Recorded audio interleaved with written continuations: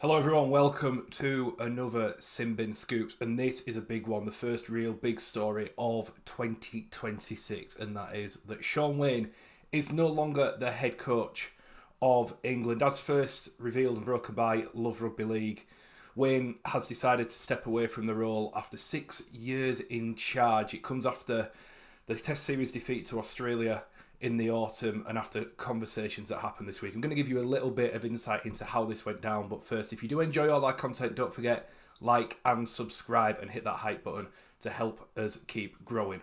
So, as we all know, England lost to Australia 3-0. It was a disappointing series. I think Shaun Wane would himself admit that. There was a lot of conversation before it started, to be honest, about whether his team selections were right, whether his squad selection was right. Of course, highlighted or headlined, I should probably rather say, by the omission of Jake Connor, who just won the Man of Steel.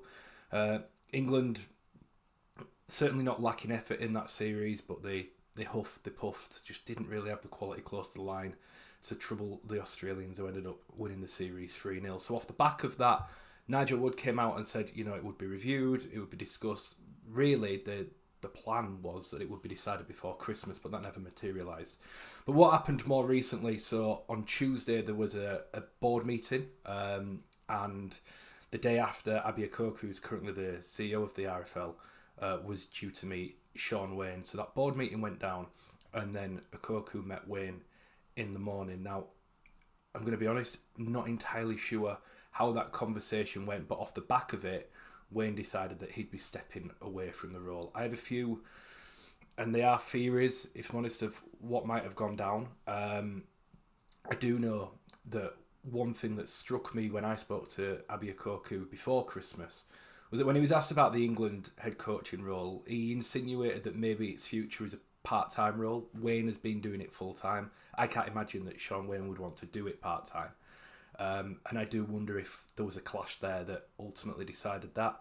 I don't, there are other theories possible. Had Wane just decided he had enough? Shaun Wane doesn't feel like that sort of person to me.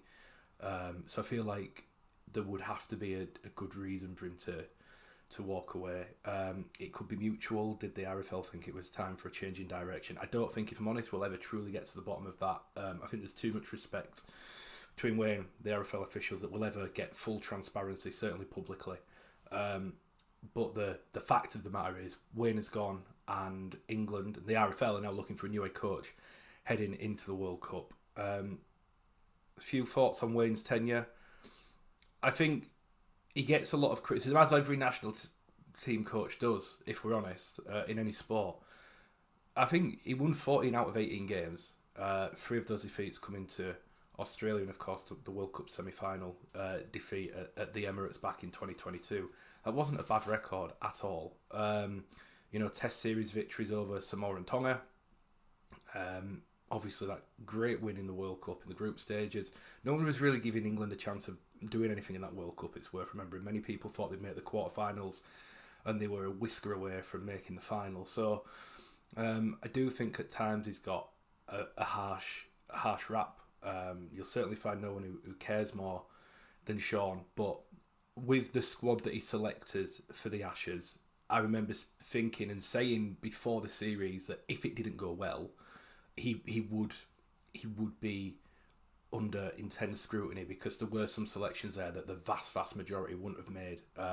Not picking Jake Connor, I think most people in the game would have done, and the selection of others, probably the John Bateman was the notable one. I don't think many people would.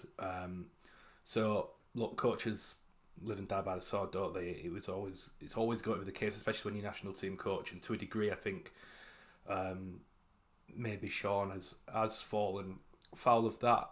I said at the time, and I stand by it now, I understand why he selected the halfbacks he did. I would have picked Jake Connor, but Harvey Smith, George Williams had done a great job for him for a couple of years and had formed a really good partnership. So you trust the players you've got. You don't. It's not like a club coach where you get to see these players day in, day out. You get very limited time with them, so you go with the ones you trust. That's why I picked John Bateman too.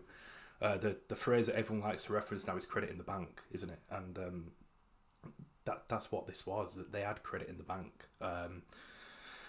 So yeah, it's a tough one, but I think my bigger feelings now more are aimed at what next, and probably and obviously who next. But then, does whoever comes next have a chance of doing anything? Um, my honest opinion is no.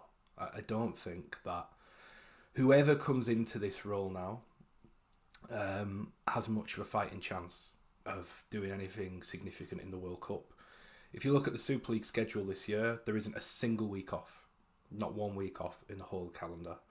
Um, Not done maliciously by any means. They've had to push the grand final forward because of the way that the international breaks have turned out in football and Old Trafford's availability.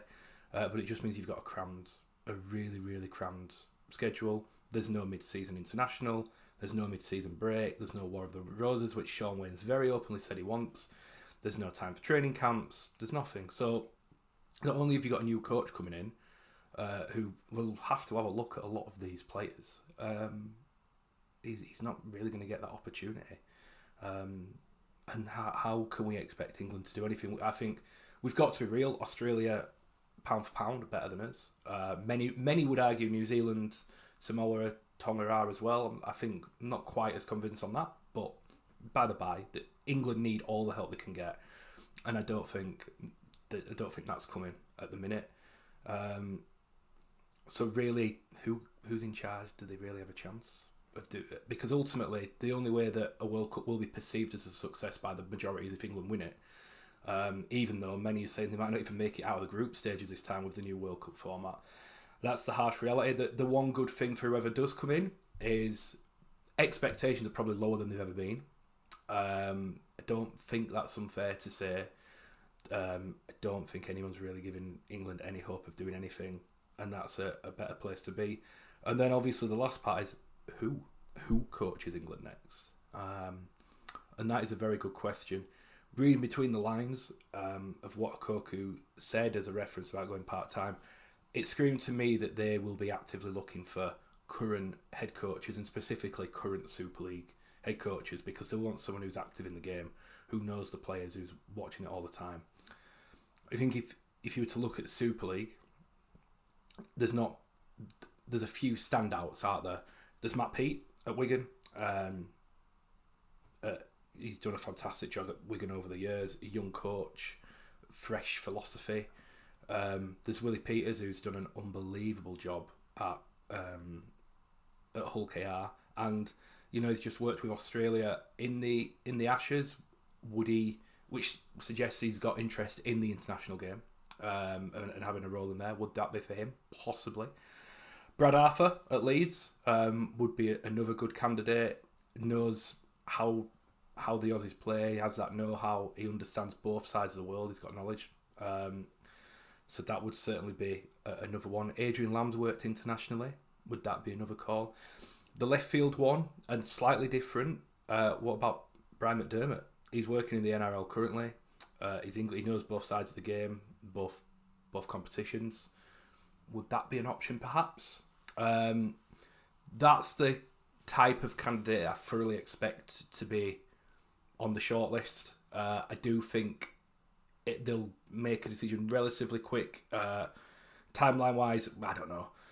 3-4 weeks, I would think. Within the next 4 weeks, we'd have a fair idea of who's going to be the England head coach, because they've got to get to work, they've got to get the preparations going and get whatever structures and systems they want to get in place.